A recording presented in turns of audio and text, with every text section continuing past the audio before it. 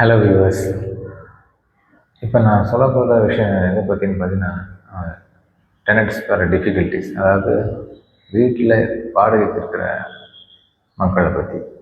அவங்க வந்து ஒரு வீடை வந்து ஒரு வீட்டிலேருந்து இன்னொரு வீடு ஷிஃப்ட் பண்ணும்போது அவங்க என்னென்ன டிஃபிகல்ட்டிஸ்லாம் வந்து ஃபேஸ் பண்ணுறாங்கன்னு நான் பார்த்ததும் சரி, நான் அனுபவிச்சதும் சரி உங்களுக்கு சொல்கிறேன். அதில் முக்கியமான சில பாயிண்ட்ஸ் நான் ஃபேஸ் பண்ணதை உங்களுக்கு சொல்கிறேன். Point number 1. இப்போ ஒரு டெனண்ட் வந்து ஒரு வீடு பார்க்குறாங்க போகிறாங்க, இல்லை ஒரு ஃபோன் பண்ணி கேட்குறாங்கனாலும் அவங்க ஃபஸ்ட்டு கேட்குற கேள்வி, நீங்கள் எங்கே ஒர்க் பண்ணீங்க, என்ன ஜாபு, இல்லை பிஸ்னஸான்னு கேட்பான். ரெண்டாவது விஷயம், வீட்டில் எத்தனை பேருன்னு கேட்பான். இந்த 2 விஷயமே லாஜிக். ஆனால் மூணாவதாக ஒன்று கேட்பாங்க பாருங்க, பாயிண்ட்டு. அங்கே தான் வந்து எல்லாருக்குமே வந்து டென்ஷன் ஆகுது. நீங்கள் என்ன அப்படின்னு கேட்பாங்க. 2 விஷயத்துக்கு நம்ம பதில் சொல்லிடலாம். எங்கே ஒர்க் பண்ணுறீங்க, 2.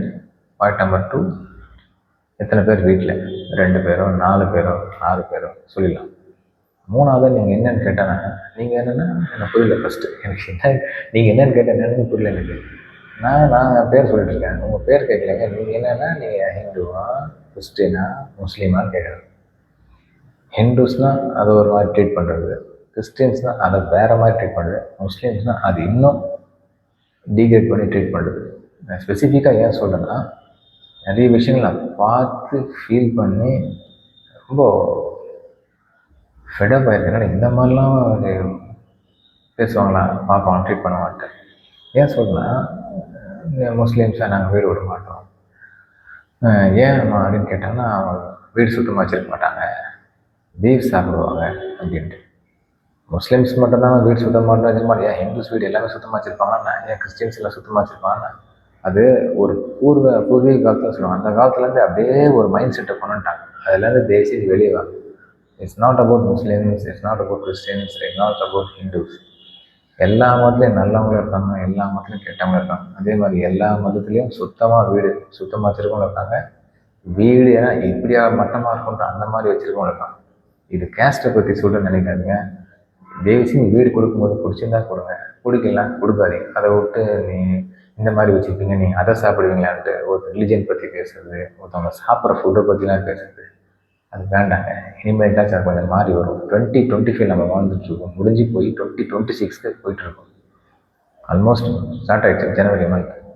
ஸோ இன்னமும் நம்ம வந்து அந்த 1940s 50s இருந்த விஷயத்தையே பேசிகிட்டு உட்காந்து எப்படி வெளியே தான் சும்மா வந்து நம்ம ரிலிஜன் பற்றிலாம் பேசுகிறோம், நம்ம எல்லாம் ஒற்றுமை பேசுகிறீங்க. ஆனால் இன்னமும் சில விஷயங்கள் வந்து எல்லாருமே மறைமுகமாகவோ இல்லை டைரெக்டாகவோ தைரியமாக சொல்கிறாங்க. நான் எந்த கவர்மெண்ட் பற்றியும் தப்பு சொல்ல மாட்டேன், ஓகேவா. எல்லா கவர்மெண்ட் கரெக்டான விஷயங்கள் பண்ணாலும், அது எந்த கவர்மெண்ட் வந்தாலும், ப்ரெசண்ட்டாகவோ பாஸ்டாகவோ ஃப்யூச்சரில் எந்த கவர்மெண்ட் வந்தாலும் கவர்மெண்ட்ஸ் கரெக்டாக தான் பண்ணுறாங்க. ஆனால் அதை பார்க்குற மக்கள் பார்த்துட்டு திருப்பியும் வந்து எதாவது பண்ணுறோம். ஃபார் எக்ஸாம்பிள் இப்போ ரூல்ஸ் கொண்டு வந்தாங்க. டெனண்ட்டுக்கு பார்த்தீங்கன்னா வந்து சில ரூல்ஸ் போட்டிருக்காங்க. அதாவது 10 months வாடகை. ஃபார் எக்ஸாம்பிள் இப்போ ஒரு 6,000 rupees ரெண்ட் இருக்குது அப்படின்னா, இன்டூ 10 monthsனால் 60,000 வருது. இந்த 60,000 இப்போ தேவையில்லை, இன்டூ 10 months கொடுக்க தேவையில்லை, ஜஸ்ட் 2 months மட்டும் கொடுக்கட்டான்ட்டு கவர்மெண்ட்லாம் சொல்ல கொடுக்குது. அது எத்தனை பேர் ஃபாலோ பண்ணுறேங்க? நான் வீடு பார்க்க போய் தேடி கேட்குறேன், 10 months தான் சொல்கிறாங்க. இல்லைங்க இந்த மாதிரி இருக்குன்னா அப்படிலாம் எனக்கு கிடையாதுங்க, தைரியமாக சொல்கிறேன். நான் எத்தனை பேருக்கு போய் கம்ப்ளைண்ட் பண்ணி ரைஸ் பண்ண முடியும்? இதெல்லாம் கம்ப்ளைண்ட்டாக நான் எடுப்பாங்களோ இல்லைன்னு எடுத்தால் கூட எத்தனை பேர் நம்ம சொல்லுது, எனக்கு எடுத்தால் எனக்கு வீடு கிடைக்காது, என்ன டார்கெட் பண்ணுவாங்க. நான் ஒரு பெரிய செலிபிரிட்டியும் கிடையாது, அது மாதிரி பொலிட்டிஷியன்ஸ் அதெல்லாம் கிடையாது. எதுவாக இருந்தாலும் சாதாரண பப்ளிக் தான். ஏன்னா சில பார்க்குறவங்க மக்கள் பப்ளிக் உங்களை மாதிரி என்னன்றது பற்றின்றது ஒரு கமெண்ட்ஸில் அவங்களுக்கு லைக் பண்ணுங்கள். அவங்க கமெண்ட்ஸில் என்ன தோணுதோ ஒரு தயவுசெய்து சொல்லுங்கள். அப்போ தான் வந்து இது கொஞ்சம் கொஞ்சமாக மாற்ற முடியும். இன்னும் சில வாடகை கொடுக்க முடியாத ஆட்கள் இருக்காங்க, ஓகேவா. வாடகை கொடுக்க முடியாது நான் சொல்கிறது, கம்மியான வாடகை போகிறவங்க வந்து வாடகை கொடுத்துருப்பாங்க, ஒரு 4,000 6,000 10,000 12,000. பட் அந்த டெபாசிட்ன்ற பேரில் ஒன்று வாங்குறாங்க பார்த்தீங்கன்னா, அது இன்டூ 10 monthsன்ட்டு அது ரூல்ஸ் போட்டும் நீங்கள் ஃபாலோ பண்ணலைன்னா அது எப்படிங்க சொல்லுங்கள்? அப்போ என்ன யூனிட்டி? தமிழ்நாட்டில் மட்டும்தான் எப்படின்றதில்ல நான் சொல்ல வரல, தமிழ்நாடு ஸ்டேட் வைஸ்லாம் சொல்ல வரல.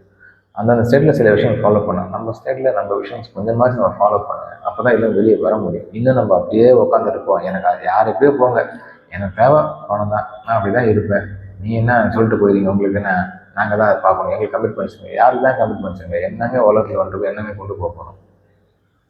ஓகேவா. எதுவுமே கொண்டு போக போகல, அதுக்கு நான் எதுவுமே எல்லாத்தையுமே விட்டுடுங்கன்னு சொல்லுவேன். வாங்குங்க, ஒரு 2 monthsன்னு சொல்லியிருக்காங்க, அட்லீஸ்ட் 3 monthஸோட நிறுத்தப்பா. அதை விட்டு 10 monthsன்றது இன்ட்டு 12 வாங்குறது, அந்த மாதிரி தயவுசெய்து பண்ணாதீங்க. It's a request, humble request. தயவுசெய்து இதெல்லாம் கொஞ்சம் ஹெல்ப் பண்ணிக்கலாம். நன்றி, வணக்கம்.